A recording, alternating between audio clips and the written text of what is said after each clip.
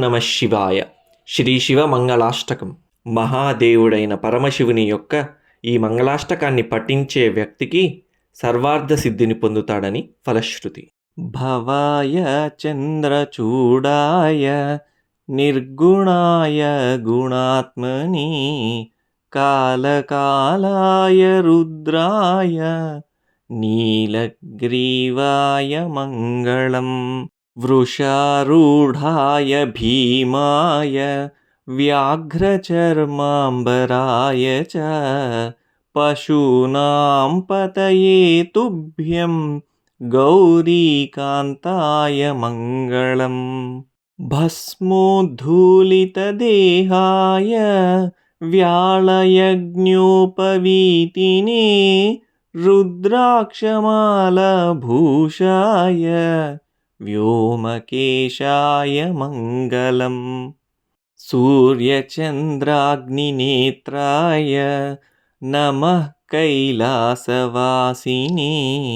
సచ్చిదానందరూపాయ ప్రమదేశాయ మంగళం. మృత్యుంజయాయ సాంబాయ సృష్టిస్థిత్యంతకారిణే త్రయంబకాయ సుశాంతాయ త్రిలోకేశాయ మంగళం. గంగాధరాయ సోమాయ నమో హరిహరాత్మనే ఉగ్రాయ త్రిపురఘ్నాయ వామదేవాయ మంగళం. సద్యోజాతాయ శర్వాయ భవ్యజ్ఞానప్రదాయినే ఈశానాయ నమస్తుభ్యం పంచవక్త్రాయ మంగళం. సదాశివస్వరూపాయ నమస్తత్పురుషాయ